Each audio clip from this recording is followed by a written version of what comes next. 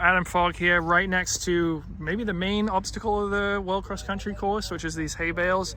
You're running the mixed relay, so you only have to do this once, but have you figured out how you're going to attack this? Well, it's a bit of an unknown. We were kind of just having a look, not sure if you're actually allowed to hurdle them, but apparently you can. We've just found a little gap on the left here as well, so maybe you can just sneak around them. But I think definitely probably the best way isn't going to be to zigzag through them. I think it would be much more efficient to either pop over or try and avoid them completely. But yeah, I mean, it's a pretty flat, nice course overall. We just jogged it, and it's a little bit bumpy. There he is.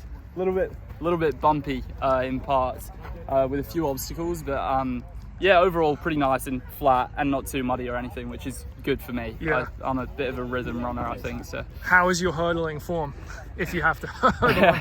I did a couple of steeplechase races in 2017 and it's appalling. Haven't hurdled probably since then. So yeah, I mean, I just hurdled 2 of them before and I got over them all right. So hopefully tomorrow I'll survive them and, you know, stay on my feet. Yeah. Well, I know that was a problem at World Indoors for you in the prelims. Like, how do you feel about that meet as a whole? Like, you know, the final. Like, do you think going down in the prelims, was that an issue? Did that contribute to why you didn't run as well in the final?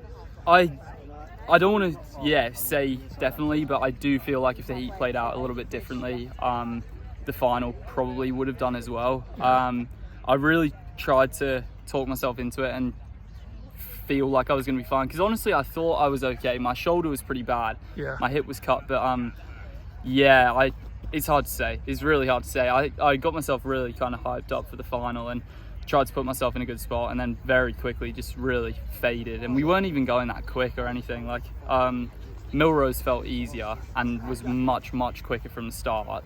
Yeah, and in the final at Indoors I pretty quickly knew I was going to be in a bad spot.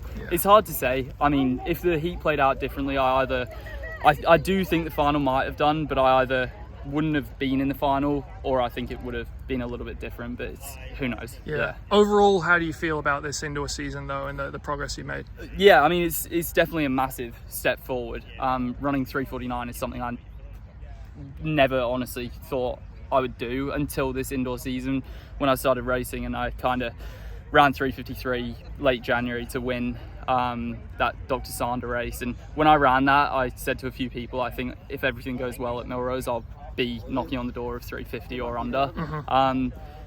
Massive step forward overall. Disappointing way to kind of finish it with World Indoors going the way it did, but I think, yeah, running 3:49 and getting the Olympic qualifier obviously doesn't guarantee selection by any means. It's a hard team to make, but big step forward, big progress, and kind of opens my eyes for what's possible going forward. What do you make of the British 1500 scene right now? Because you got the last 2 world champs, and then there's a lot of good guys behind that too. Yeah, definitely. It's so deep. It makes it very tempting to move up to the longer events or onto the roads in the future. We do a few long runs, and it kind of gives me a bit of an appetite for moving onto the roads in the not too distant future, to be honest. But for the time being, I think yeah, the 1500 is what I'll stick with. It's just so deep in GB, and I've been lucky to get myself on that World Indoor team. And yeah, there's European Outdoors this year as well, and then the Olympics. I'll be trying my best to qualify for both.